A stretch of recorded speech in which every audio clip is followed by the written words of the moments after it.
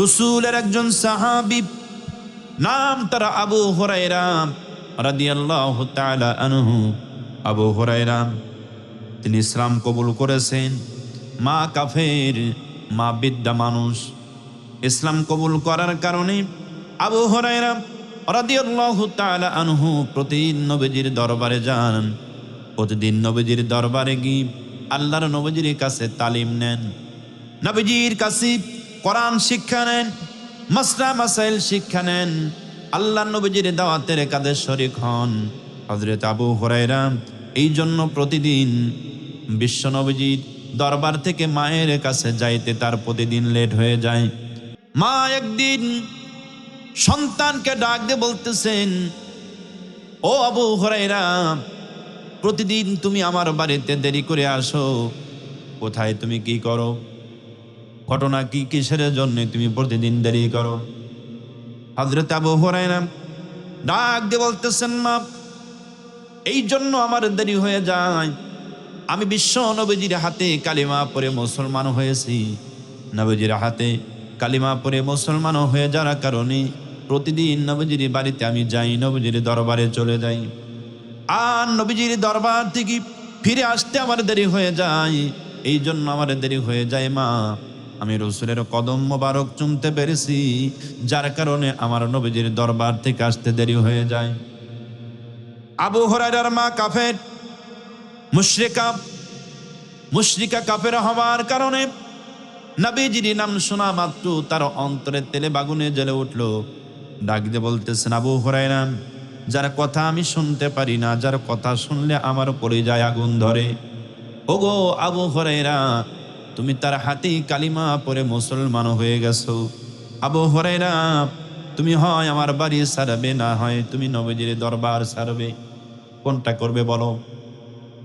হযরতে আবু হুরায়রা যুবক মানুষ, মাকে ডাক দিয়ে বলতেছেন, মা আপনি মহিলা মানুষ, আপনি বিদ্যা মানুষ, আপনার হাতে লাঠি আছে, এই লাঠি নিয়া আপনি আমাকে, আবু হুরায়রা কি আপনার লাঠি দিয়া যত মারা, যত আঘাত করার দরকার আঘাত করেন, যত মারার দরকার মারেন, তবুও আমি মার খাবো, আঘাত সহ্য করব, দরকার হলে আপনার বাড়ি ছেড়ে দেব, তবু বিশ্ব নবীজির হাতে কালিমা পড়েছি, নবীজির কালিমা আমি ছাড়তে পারবো না। হযরতে আবু হুরায়রার মা আবু হুরায়রাকে লাঠি দিয়ে আঘাত করে বাড়ি থেকে বের করে দিলেন। আবু হুরায়রা বাড়ি থেকে বের হয়ে চলে যায়, নবীজির দরবারে হাজির হয়ে গেল। নবীজির দরবারে হাজির হয়ে হযরতে আবু হুরায়রা চোখ দিয়ে দর দর করে পানি ছেড়ে দিয়া কান্না করে। আবু হুরায়রার মা মারার কারণে আবু হুরায়রা চোখ দিয়ে দর দর করে পানি ছেড়ে দিয়েছেন নবীজির দরবারে। আল্লাহ নবীজি জিজ্ঞাসা করতেছেন, আবু হুরায়রা, কিসের জন্য তুমি কান্না করো? কে তোমাকে মেরেছে? কে তোমাকে আঘাত করেছে? কে তোমাকে গালমন্দ করেছে? কিসের জন্য তুমি কান্না করো বলো তো দেখি?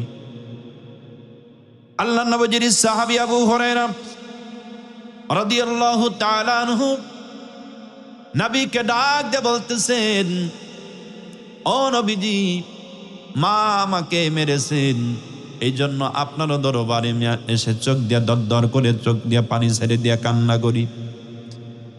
নবীজির কাছে যখন এই কথা বলেছেন, মা মেরেছে, এই কথা শোনার সাথে সাথে আবু হুরায়রা নবীজি আবু হুরায়রার প্রতি রাগান্বিত হয়ে গেলেন।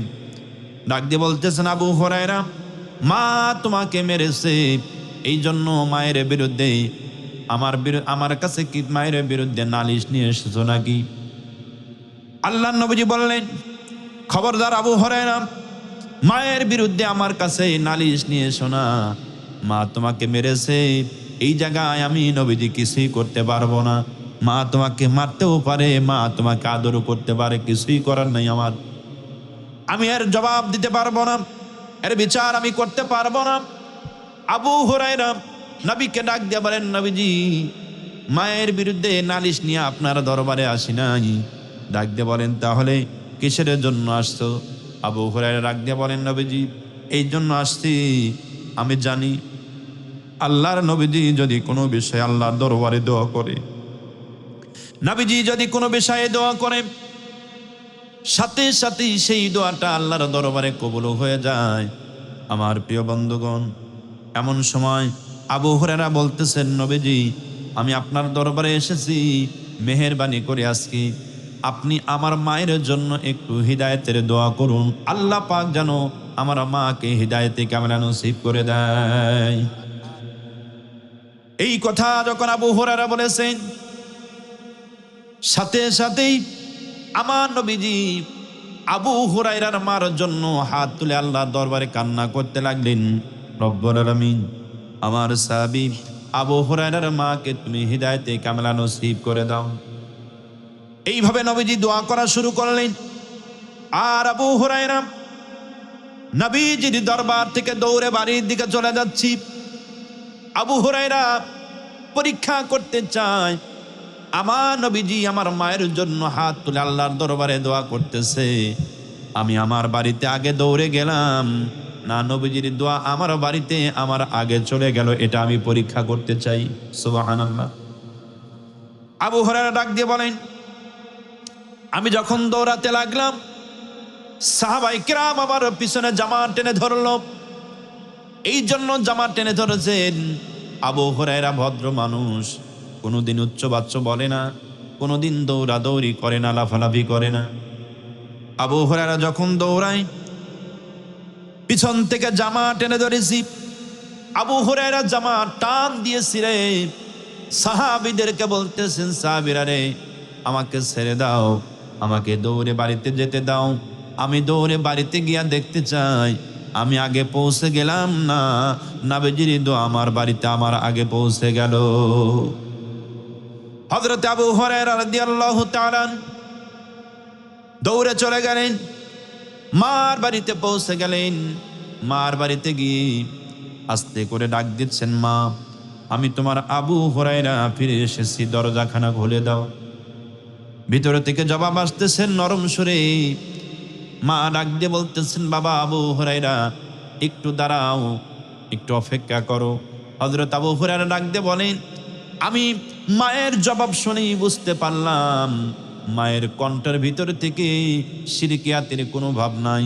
আমার কাছে মনে হলো মায়ের কণ্ঠ দিয়া তাওহীদের বাণী পাওয়া যাচ্ছে। তার মানে হলো আমি আবু হুরায়রার আগেই আমার নবীজির দোয়া আমার বাড়িতে আগে পৌঁছে গেছে। মা গোসল করেছেন, দরজা খুলে দিলেন।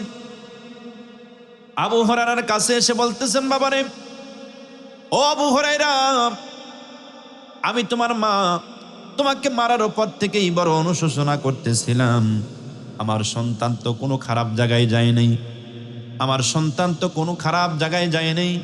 কিসের জন্য মারলাম, কেন মারলাম, যার কারণে অনুশোচনা করতেছিলাম। আবু হুরায়রা আমি গোসল করেছি, আমি মনে মনে নিয়ত করেছি আমার সন্তান যারা হাতে কালিমা পড়ে মুসলমান হয়েছে, আমিও সেই ব্যক্তির হাতে কালিমা পড়ে মুসলমান হয়ে যাব।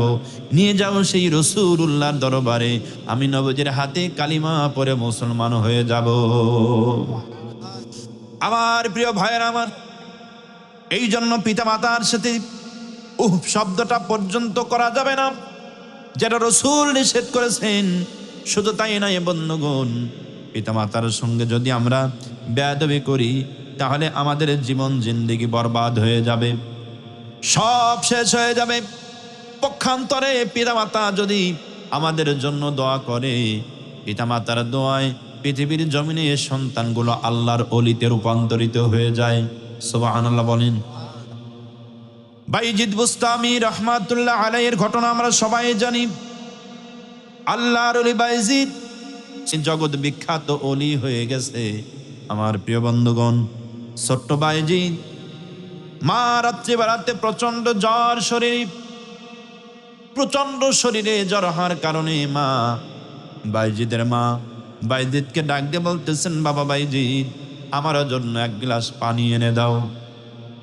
হযরতে বাইজিদ বুস্তামি মায়ের জন্য পানি আনতে গেলেন বাহিরে, গিয়ে দেখতেছেন পানি নাই। হযরতে বাইজিদ বুস্তামি গভীর রাতে মায়ের জন্য একটু দূর থেকে পানি আনতে গেলেন। পানি আনতে গিয়ে পানি নিয়ে এসে বাড়িতে এসে দেখেন, ঘরের ভিতরে এসে দেখেন মা ঘুমিয়ে পড়েছে। প্রচন্ড শীতের রাত, মা ঘুমিয়ে পড়েছি। মা ঘুমিয়ে পড়ার কারণে বাইজিদ বোস্তামি মনে মনে ভাবলেন, আমি যদি এখন মায়ের বিছানার পাশে যদি পানি রেখে ঘুমিয়ে যাই, মা অসুস্থ মানুষ, একটু পরেই যদি মা আমার কাছে আবারও পানি চায়, মার বড় কষ্ট হবে, সময় মতো যদি না দিতে পারি। এই চিন্তা ভাবনা করে ছোট্ট বাইজিদ মায়ের শিওরে পানির গিলাস হাতে নিয়া প্রচন্ড শীতের দিনে সারা রাত দাঁড়িয়ে আছে। সুবহানাল্লাহ। সারা রাত দাঁড়িয়ে আছি। মা ফজরের আগ দিয়া চোখে ঘুম ভেঙে গেল।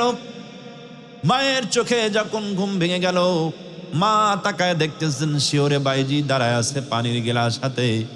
মা ডাক দিয়ে বলতেছেন, বাবা বাইজিদ, পানির গিলাস কেন হাতে? কিসের জন্য তুমি ঘুমাও নাই? বাইজিদ বোস্তামি বলেন, মা আপনার কি মনে নাই আপনি আমার কাছে পানি চাইলেন? পানি আনতে গিয়ে দেখি বাহিরে পানি নাই। একটু দূর থেকে পানি আনতে গেলাম, দূর থেকে পানি এনে দেখি আপনি ঘুমিয়ে গেছেন। চিন্তা ভাবনা করলাম, আমি যদি আপনার শিওরে পানি রেখে যদি ঘুমিয়ে যাই, একটু পরেই যদি আপনি ঘুম থেকে জাগ না পেয়ে আবার যদি আমার কাছে পানি চান, সময় মতো যদি পানি না দিতে পারি আমরা বেয়াদবি হয়ে যাবে, মায়ের বড় কষ্ট হবে। এই চিন্তা ভাবনা করে আমি না ঘুমায়া সারা রাত আপনার শিওরে পানি নিয়ে দাঁড়িয়ে আছি। মা আমার প্রিয় ভাইয়ের আমার, এই ঘটনা শুনে মা অসুস্থ মানুষ, চোখ দিয়া দর দর করে পানি পড়ে গেল। বাইজিদ বুস্তামি রহমাতুল্লাহ আলাইহি, আমার বন্ধুগণ, এমন সময় মা বাইজিদ বুস্তামিকে সাথে সাথে ল্যাপের ভিতরে কম্বলের ভিতরে ঘুম পাড়ায় দিলেন। ঘুম পাড়ায় দিয়ে মা অজু করলেন। অজু করে মা জায়নামাজের সিজদায় পড়ে গেলেন। জায়নামাজের সিজদায় পড়ে গিয়ে আল্লাহর দরবারে কান্না করতে লাগলেন, রব্বুল আলামিন, আমার বাইজিদ আজকে রাতে আমার জন্য যা করেছে আমার অন্তর বড় খুশি হয়ে গেছে। রব্বুল আলামিন, আমার বাইজিদের জন্য দোয়া করি, আয় আল্লাহ, আমার বাইজিদকে তুমি জগৎ বিখ্যাত আল্লাহর ওলি বানিয়ে দাও। আমার নবীজি আল্লাহর ওলি বাইজিদ বুস্তামির মায়ের দোয়ায় বাইজিদ বুস্তামি পৃথিবীর জমিনে আল্লাহর ওলি হয়ে গেলেন। জোরে বলেন সুবহানাল্লাহ। আমার প্রিয় বন্ধুগণ, বলেন তো দেখি, এই পৃথিবীর জমিনে অনেক সন্তানগুলো আছে, মা বাবার সঙ্গে দুর্ব্যবহার আছে, মায়ের সাথে ভালো ব্যবহার নাই, বাবার সাথে ভালো ব্যবহার নাই, মা বাবাকে আলাদা করে দেয়, স্ত্রীর কথায় মা বাবার উপরে জুলুম করে, নির্যাতন করে। এরকম ধরনের আল্লাহর ওলি আমাদের দেশে আছে না নাই? সবাই বলুন, আছে না নাই? আমাদের দেশে অনেক মানুষ, অনেক কুলাঙ্গার সন্তান আছে, মা বাবাকে আলাদা করে দিয়েছে স্ত্রীর কথায়। আমি আজকে আপনাদের কাছে জানতে চাই, একটু জোরে সোরে বলেন তো দেখি, মা বাবার কথায় স্ত্রীকে আলাদা করতে হবে না স্ত্রীর কথায় মা বাবাকে আলাদা করতে হবে? হ্যাঁ, তাই কি করি আমরা? তাই কি করি? প্রয়োজনে বাবাকে ছেড়ে দেবো, বউকে ছাড়বো না। ঠিক কিনা কথা বলুন? গভীর মনোযোগ। আমার প্রিয় ভাইয়ের আমার, আল্লাহ নবীজির কাছে সাহাবীরা এসে প্রশ্ন করলেন, ইয়া রাসূলুল্লাহ, খেদমত করব কার? নবীজি বললেন, উম্মুকা, তোমার আমার। রাসূলের সাহাবী দ্বিতীয় নাম্বার প্রশ্ন করলেন, সুম্মা মান ইয়া রাসূলুল্লাহ, তারপরে খেদমত করব কার? আল্লাহ নবীজি বললেন, উম্মুকা, তোমার মা। তৃতীয় নাম্বার আবার নবীজির সাহাবী প্রশ্ন করলেন, সুম্মা মান ইয়া রাসূলুল্লাহ, তারপরে খেদমত করব কার? আল্লাহ রসুল 3 নাম্বার বললেন, উম্মুকা, তোমার মা। চতুর্থবার আবার প্রশ্ন করলেন, সুম্মা মান ইয়া রাসূলুল্লাহ, তারপরে খেদমত করব কার? চতুর্থবার বিশ্ব নবীজি বললেন, আবুকা, তোমার পিতার। এখানে আল্লাহ রাব্বুল আলামিনের হাবিব বিশ্ব নবীজি মায়ের মর্যাদাকে 3 গুণ বৃদ্ধি করে দিয়েছেন। জোরে বলেন সুবহানাল্লাহ। মায়ের মর্যাদা 3 গুণ বৃদ্ধি করে দিয়েছেন। এই জন্য 3 গুণ বৃদ্ধি করে দিলেন। আমি আপনাদের মাঝে প্রশ্ন করি, উত্তর দিবেন। একটু জোরে সোরে বলেন তো দেখি, এই পৃথিবীর জমিনে আসার আগে আমরা কার গর্ভে ছিলাম? মায়ের গর্ভে না বাবার গর্ভে? জোরে বলুন। মায়ের গর্ভে ছিলাম। এই পৃথিবীর জমিনে আমরা ভূমিষ্ঠ হয়েছি, কষ্ট কে সহ্য করেছেন, মা নাকি বাবা? অবশ্যই মা। পৃথিবীর জমিন থেকে আমার বন্ধুগণ যখন গর্ভে থেকে এই পৃথিবীতে আগমন করেছি, 2.5 বছর দুধ পান করেছি, মায়ের না বাবার? মায়ের। শুধু তাই নয় বন্ধুগণ, কষ্টের পরে কষ্ট, যন্ত্রণার পরে যন্ত্রণা, এগুলো সহ্য করেছেন কে? মা না বাবা? মা। শুধু তাই নয়, দেখেন, এই জন্য আল্লাহ পাক মায়ের সম্মানটাকে 3 গুণ বৃদ্ধি করে দিয়েছে। আমার প্রিয় বন্ধুগণ, দেখবেন একজন সন্তান, এই পৃথিবীতে কত দম্পতির বিবাহ বিচ্ছেদ হয়ে যায়, তালাক হয়ে যায়, হয় কি হয় না?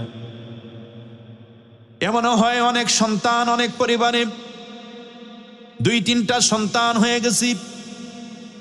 2-3টা সন্তান হবার পরে মা বাবার সঙ্গে তাদের মনোমালিন্য হয়ে গেছে, তাদের সম্পর্ক আর ঠিক থাকে না, এক পর্যায়ে তালাকের ব্যবস্থা হয়ে গেছে। বাবা 3টা সন্তান সহ মাকে তালাক দিয়ে আলাদা করে দিয়েছি। বাবা নতুন বিবাহ করেছে, কিন্তু মা সন্তানকে নিয়ে, মা হবার কারণে সন্তানটাকে নিয়ে বাকি জিন্দেগিটা, বাকি সময়টা পার করে দেয়। কথা বলুন ঠিক কিনা? মা সন্তানের দিকে তাকায় এই পৃথিবীর জমিনে আর দ্বিতীয় বিবাহ করে না। এই হলো মা, যার কারণে আল্লাহ পাক পৃথিবীর জমিনে মায়ের মর্যাদা 3 গুণ বৃদ্ধি করে দিয়েছেন। আমার বন্ধুগণ, আমি যদি আপনাদের কাছে মা বাবার কথা যদি বলতে চাই, তাহলে গভীরভাবে বোঝেন। আল্লাহ নবীজি সুন্দর করে বর্ণনা করেছেন, বিজ্ঞানীরা প্রমাণ দিয়েছেন।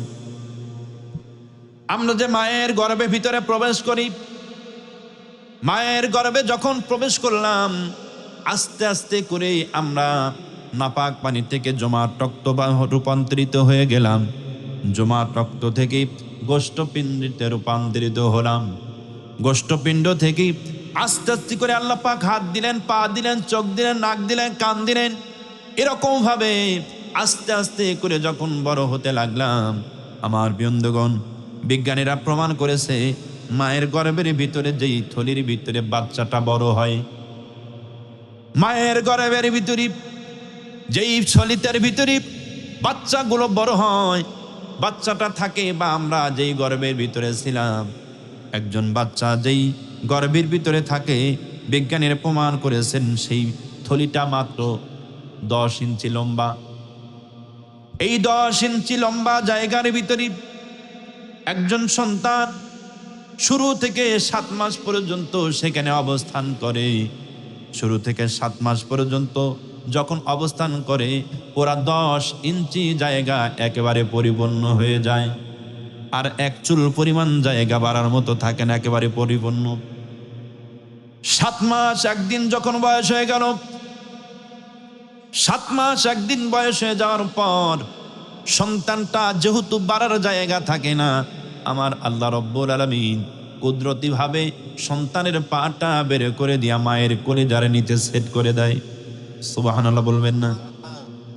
ও যুবক প্রিয় ভাই, দেখেন মা কি জিনিস।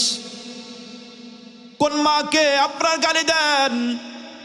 কোন মাকে আমরা অসম্মান করি? মা কি জিনিস দেখেন। সন্তানের পাটা বের করে 7 মাস 1 দিনের মাথায় মায়ের কলিজার নিচে সেট করে দেওয়া হয়। মায়ের কলিজার নিচে যখন সেট করে দেওয়া হয়, মার কলিজায় তখন সন্তানগুলো পা দিয়ে আঘাত করা শুরু করে।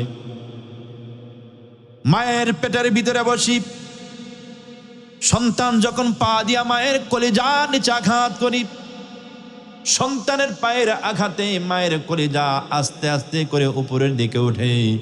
আমার বন্ধুগণ, 7 মাস 1 দিন থেকে শুরু করি, যখন শুরু হয়ে যায় 1 ইঞ্চি উপরে ওঠে, আবার একটু বড় হয় আর 1 ইঞ্চি উপরে ওঠে। এরকম ভাবে 7 মাস থেকে শুরু করে ভূমিষ্ঠ হওয়ার আগ পর্যন্ত প্রত্যেকটা সন্তান বৃদ্ধি পায় 5 ইঞ্চি, সব মিলে 10 ইঞ্চি বৃদ্ধি পেয়ে যায়। বন্ধুগণ আমার, ওই থলির ভিতরে 10 ইঞ্চি, আর সন্তান যখন থলি থেকে বের হয় 5 ইঞ্চি বৃদ্ধি পেয়ে যায়। আমার বন্ধুগণ, সন্তানেরা যখন গর্ভের ভিতরে থাকে, বিজ্ঞানীরা প্রমাণ করেছে মায়ের পায়ের আঘাতে, সন্তানের পায়ের আঘাতে মায়ের কলিজাটা 5 ইঞ্চি উপরের দিকে উঠে পড়ে। সুবহানাল্লাহ। আমার প্রিয় বন্ধুগণ, বিজ্ঞানীদেরকে বলা হলো, এই যে সন্তানগুলো মায়ের কলিজার উপরে লাথি মারতেছে, ও বিজ্ঞানীরা বলেন দেখি, মায়ের কি আঘাত লাগে না? মায়ের কি কষ্ট হয় না? বিজ্ঞানীরা প্রমাণ করেছেন, একজন সন্তান মায়ের কলিজার উপরে যে লাথি মারে, এই লাথিটা যদি কোনো সন্তান কোনো পিতার কলিজার উপরে লাথি মারত, 1 লাখে লাথির আঘাতে পিতার কলিজা ফেটে সঙ্গে সঙ্গে দুনিয়া থেকে বিদায় নিয়ে চলে যেত। অথচ একজন সন্তান ভূমিষ্ঠ হবার আগ পর্যন্ত, এই পৃথিবীর জমিনে ভূমিষ্ঠ হবার আগ পর্যন্ত, আমার প্রিয় বন্ধুগণ, 1 নয় 2 নয়, 4,500 বার কমসে কম মায়ের কলিজার উপরে লাথি মারে। 4,500 বার কলিজার উপরে আমিও লাথি মেরেছি, আপনিও লাথি মেরেছেন। আমার বন্ধুগণ, সেই মা এই পৃথিবীর জমিনে আমরা যখন গর্ভের ভিতরে ছিলাম, ওই 4,500 লাথির ভিতরে 2টা লাথি হয় ঐতিহাসিক লাথি। সবচাইতে বড় লাথি, মায়ের প্রসব বেদনা শুরু হয় ওই সময়। এই 2টা লাথির ভিতরে প্রথম নাম্বারে যখন লাথি মারি, মায়ের ডিম্বাণুর 7টা পর্দা ফেটে যায়। মায়ের ডিম্বাণুর 7টা পর্দা যখন ফেটে যায়, সাথে সাথেই মায়ের প্রসব বেদনা শুরু হয়ে যায়। মায়ের প্রসব বেদনা শুরু হয়ে গেল, যন্ত্রণার পরে যন্ত্রণা, কষ্টের পরে কষ্ট শুরু হয়ে গেল। আমার বন্ধুগণ, একজন সন্তান যখন ভূমিষ্ঠ করে মা, ওর পাশে যদি আপনি থাকেন, মায়ের পাশে যদি আপনি কোনোদিন থাকেন, অবস্থান করেন, তাহলেই বুঝতে পারবেন একজন মা কত কষ্ট করে সন্তানটাকে পৃথিবীর জমিনে ভূমিষ্ঠ করে। কোন সুস্থ সবল মানুষ মায়ের ওই অবস্থা যদি দেখতে পায়, পরবর্তীতে কোনোদিন সন্তান মার সঙ্গে খারাপ আচরণ করবে না। বন্ধুগণ আমার, খেয়াল করেন, মা প্রসব বেদনা যখন শুরু হয়ে গেল, মা ছটফট করে, সন্তান তখন দ্বিতীয়বার লাথি মারে। দ্বিতীয়বারের লাথিটা এমন ওয়েট হয়, এমন ওজন হয়, 1 লাথির আঘাতই মায়ের কলিজার 32টা নারী ছেড়ে ফেটে যায়। নারী যখন ফেটে যায়, মা ওই সময় অজ্ঞান হয়ে পড়ে যায় জমিনে। অজ্ঞান হয়ে যখন পড়ে যায়, ওই সময়ে সন্তান পৃথিবীর জমিনে ভূমিষ্ঠ করে, পৃথিবীর জমিনে আগমন করে। পৃথিবীর জমিনে আগমন করে সন্তান যখন কান্না শুরু করে দেয়, কান্না শুরু করে যখন দেয়, বিজ্ঞানের প্রমাণ করেছে, বিজ্ঞানীরা আশ্চর্য হয়ে গেছে পরীক্ষা করে, সন্তানটা যখন কান্না শুরু করে, কান্না যখন শুরু করে, সেই কান্নাটা সাথে সাথে আমার আল্লাহ পাক মায়ের কানে যখন পৌঁছায় দেয়, বড় আশ্চর্যের বিষয়, এই যে সন্তানের আঘাতই মায়ের কলিজাটা ফেটে গেল, মায়ের কলিজার 32 নারী ছিঁড়ে গেল। এটা কোনো অপারেশন করা লাগে না, অপারেশন করে ভালো করা লাগে না। সন্তানের কান্না মায়ের কর্ণের ভিতরে পৌঁছার সাথে সাথেই আমার আল্লাহ রব্বুল আলামিন মায়ের কলিজার 32টা নারী ছিঁড়ার এই অপারেশনটা আল্লাহর কুদরতি ভাবে করে দেয়। এটা হলো মা। এই পৃথিবীর জমিনে সেই মাকে আমরা ভুলে গিয়েছি, সেই মাকে আঘাত করেছি, সেই মায়ের সঙ্গে আমাদের দুর্ব্যবহার, মায়ের সঙ্গে আমাদের কোনো সম্পর্ক ভালো নাই, মায়ের সঙ্গে দাসীর সম্পর্ক আছে। মাকে দিয়া যত কাম আমরা করাতে পারি, ঠিক কিনা কথা বলুন? সম্মানিত হাজিরিন, গভীর মনোযোগ দিয়া যান। এই মা পৃথিবীর জমিনে সন্তানটাকে ভূমিষ্ঠ করল, মায়ের কানে যখন সন্তানের আওয়াজ, কান্নার আওয়াজ ঢুকে পড়লো, মা সাথে সাথেই সুস্থ হয়ে যায়। মা জানতে চায় আমার কি হয়েছে।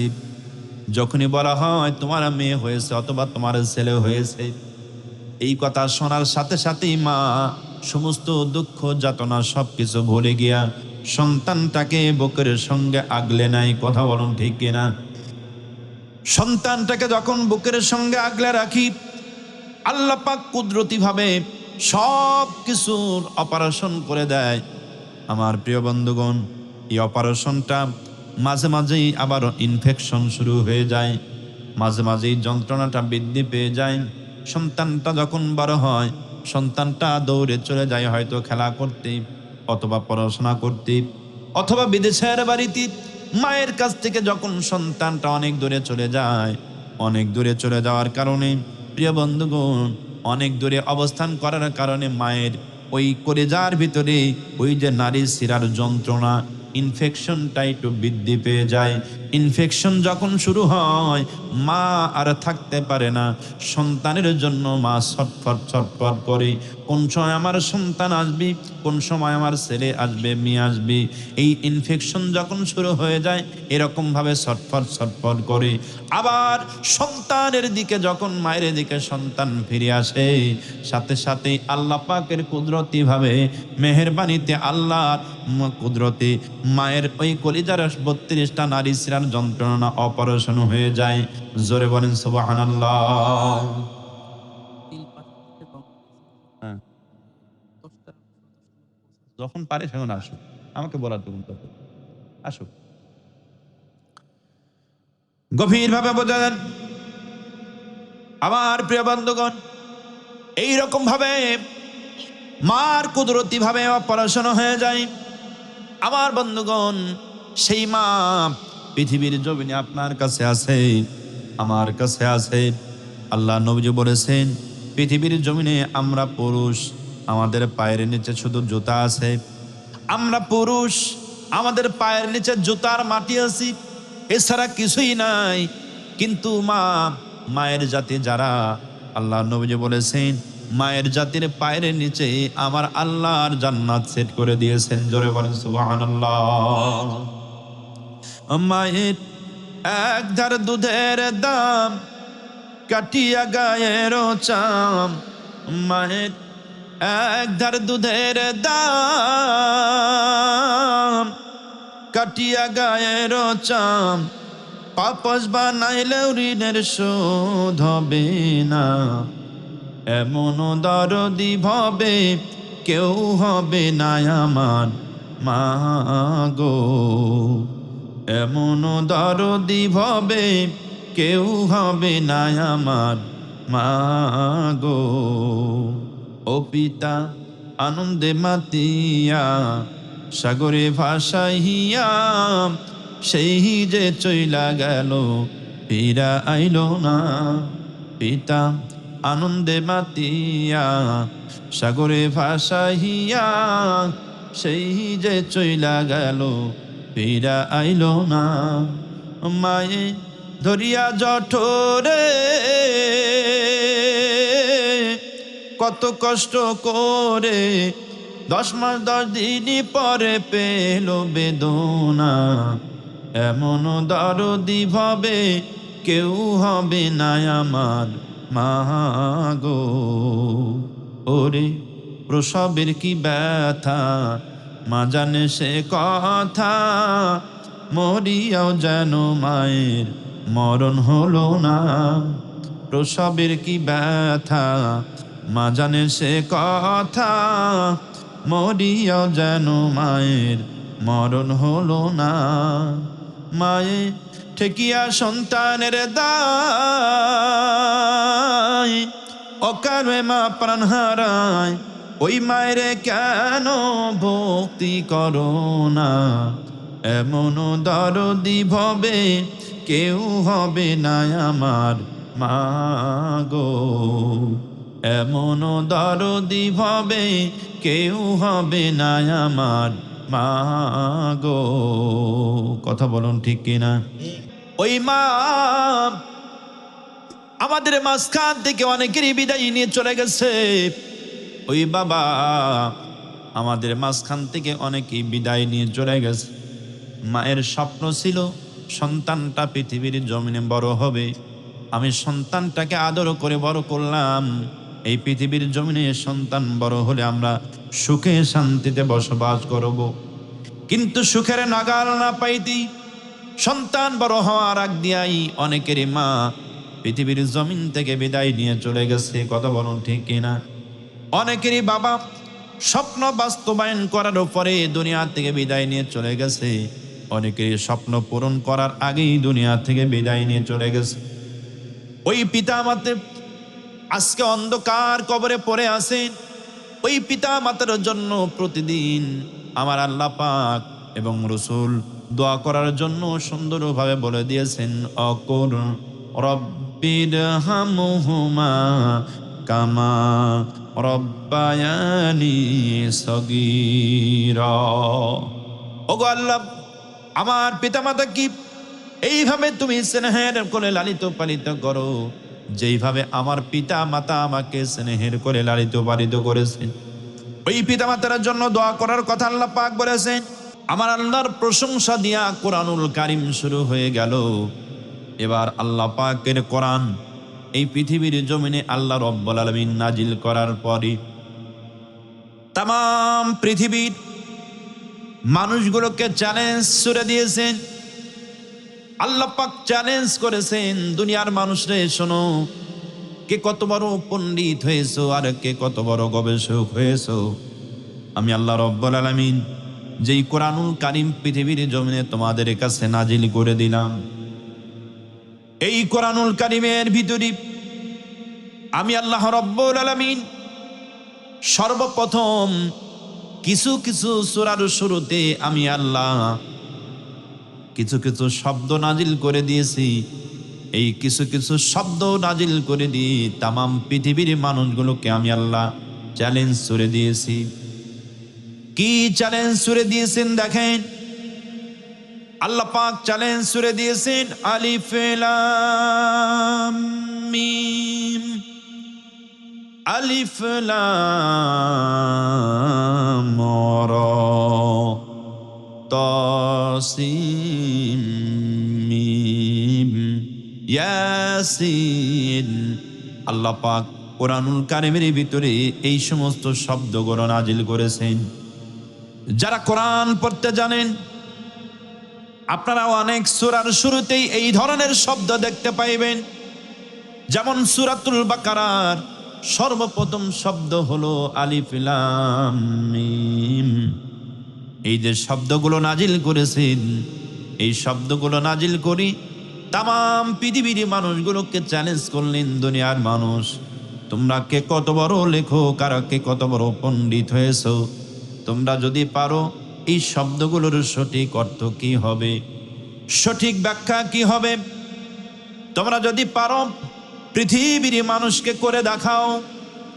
আমার বন্ধুগণ, আমার আল্লাহ পাক আজ থেকে ১৫০০ বছর পূর্বে কোরআনুল কারীমের ভিতরে এই সমস্ত শব্দ নাজিল করে চ্যালেঞ্জ করেছিলেন। আজকে ১৫০০ বছর পর পর্যন্ত পর্যন্ত পৃথিবীর কোনো মানুষ আমার আল্লাহর কোরআনের এই সমস্ত শব্দের সঠিক অর্থ কি হবে, সঠিক ব্যাখ্যা কি হবে, আজও পর্যন্ত কোনো মানুষ করতে পারে নাই।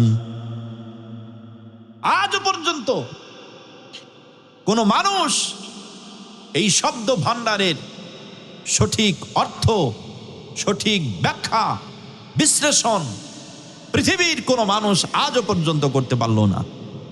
কি আজীব কিতাব, কি আশ্চর্যজনক কিতাব আল্লাহ রাব্বুল আলামিন পৃথিবীর মানুষের জন্য নাজিল করেছেন। সুবহানাল্লাহ। প্রিয় বন্ধুগণ, আমার গভীরভাবে মনোযোগ দিয়ে দিবেন।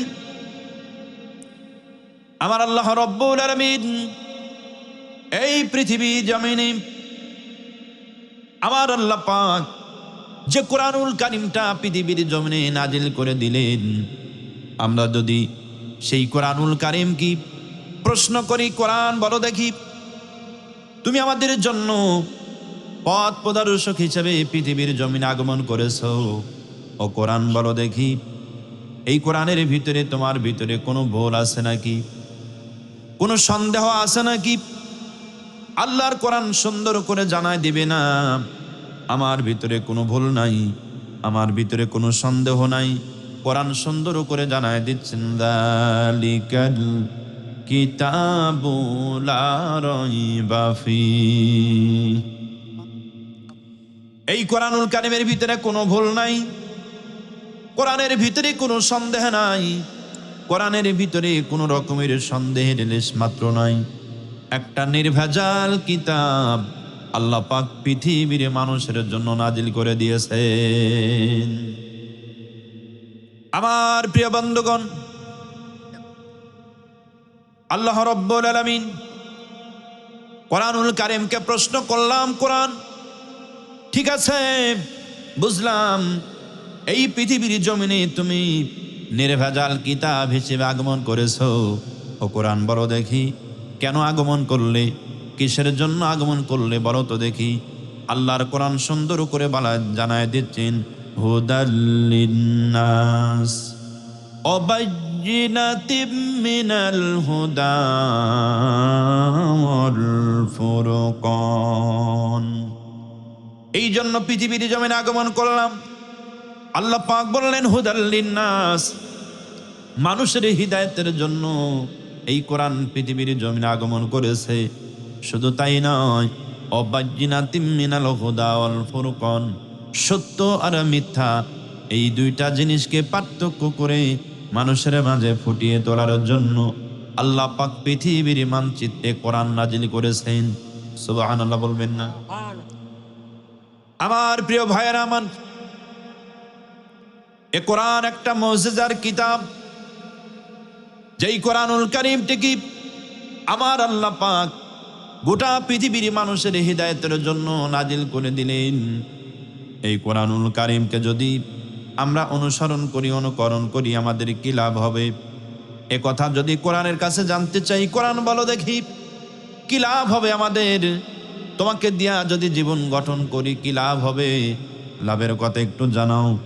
আল্লাহর কোরআন সুন্দর করে জানায় দিচ্ছেন, লাভ যেটা হবে সেটা হলো, ফামান তাবিআ হুদায়া ফালা খাউফুন আলাইহিম ওয়ালা হুম ইয়াহজানুন।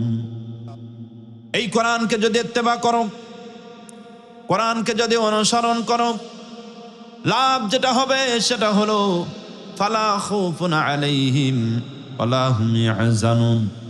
এ পৃথিবীর জমিনে তোমাদের কোনো ভয় নাই, এ দুনিয়ার জমিনে তোমাদের কোনো চিন্তাও নাই। জোরে বলেন সুবহানাল্লাহ। কোনো ভয় নাই, কোনো টেনশন নাই। সেই কোরআন আমরা নিয়ে এখানে বসে গেছি। আল্লাহর কোরআন থেকে আপনাদের সম্মুখে আলোচনা চলবে ইনশাআল্লাহ। আমি কোরআনুল কারীমের সূরা বনী ইসরাঈল থেকে আপনাদের সম্মুখে তেলাওয়াত করেছি। মনোযোগ দিয়ে কথাগুলো শ্রবণ করবেন। প্রিয় ভাই, আল্লাহ পাকের কোরআন থেকে যে আয়াতি কারিমাটা তেলাওয়াত করেছি, সেই আয়াতি কারিমা বর্তমান আমাদের জন্য খুবই প্রয়োজন। এ জাতি যত শিক্ষিত হচ্ছে সমাজে, আপনারা খেয়াল করে দেখবেন, আমি যে আয়াতি কারিমা তেলাওয়াত করেছি, সেই আয়াতি কারিমার ভিতরে আমি আজকে নিয়ত করেছি কিছু আলোচনা করতে হবে আমাদের পিতা এবং মাতা বিষয়, মা বাবার সম্পর্কে আলোচনা করতে হবে। কেন? জাতি যত বেশি শিক্ষিত হচ্ছে, বৃদ্ধা আশ্রমের সংখ্যা তত বৃদ্ধি পাচ্ছে। কথা বলুন ঠিক কিনা? বৃদ্ধাশ্রমের সংখ্যা দিন দিন বৃদ্ধি পাচ্ছে। আজ থেকে 10-20 বছর আগে বৃদ্ধাশ্রম কাকে বলে অনেকেই জানতই না। আজকে মানুষ বুঝে গেছে বৃদ্ধাশ্রম কাকে বলে। বৃদ্ধাশ্রমের সংখ্যা দিন দিন বেড়ে চলছে। কারণ কয় সন্তানকে শিক্ষিত বানাইছে বাবা মা। বাবা মার বড় স্বপ্ন ছিল সন্তানটাকে বড় চাকরিজীবী বানাবে, বড় শিক্ষিত হবে, এই সন্তানের দ্বারা সে অনেক খুশি হবে, দুনিয়ার জমিনের শেষ বয়সে আর সুখে শান্তিতে বসবাস করবে। কিন্তু দেখা গেল সবকিছু উল্টা। বাবার স্বপ্ন সব মিছে হয়ে গেল, মায়ের স্বপ্ন সব মিছে হয়ে গেল। কেমনে মিছে হয়ে গেল? আমার প্রিয় বন্ধুগণ, সন্তান কি লেখাপড়া করায়া বড় চাকরিজীবী করাইছে, সন্তানটা অনেক বড় চাকরি করে। সন্তানটা বড় চাকরি করার কারণে সন্তান যে বিবাহটা করেছে, বিবাহটা করার যেই মেয়েকে বিবাহ করেছে, সেই মেয়েটাও তো অনেক বড় চাকরিজীবী। দুইজনে চাকরিজীবী। কারণ একজন চাকরিজীবী সাধারণত আর একজন চাকরিজীবীকেই বিবাহ করে, ঠিক না কথা বলুন? দুইজনই চাকরিজীবী, দুইজন দুই প্রান্তে চাকরি করে। দুইজন দুই প্রান্তে চাকরি করার কারণে দেখা গেল দুইজন দুইজনের সঙ্গে সাক্ষাৎ বিনিময় হয় না। অনেক বড় চাকরি করে, এইদিকে বাড়িতে বৃদ্ধা পিতামাতা আছে। এই বৃদ্ধা পিতামাতাগুলোকে কোন অবস্থায় আছে খোঁজ খবর নেওয়ার মানুষ নাই।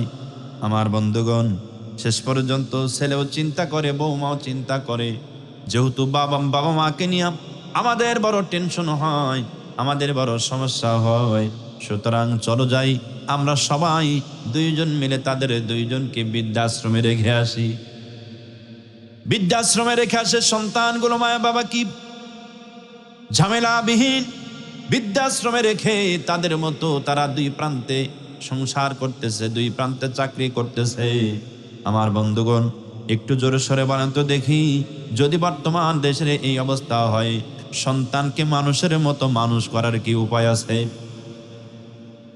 এই জন্য আমি আল্লাহ পাকের কোরআন থেকে তেলাওয়াত করেছি, কদম রব্বুকা আল্লা তা'বুদু ইল্লা ইয়াহু ওয়া বিল ওয়ালিদাইনি ইহসানা ইম্মা ইয়াবলুগান্না ইনদাকাল কিবারা আহাদুহুমা আও কিলাহুমা ফালা তাকুল লাহুমা উফ ওয়ালা তানহারহুমা ওয়াকুল লাহুমা কওলান কারীমা। আল্লাহ পাক বললেন, ওয়াকাদা রাব্বুকা আল্লা তা'বুদু ইল্লা ইয়াহু ওয়া বিল ওয়ালিদাইনি ইহসানা।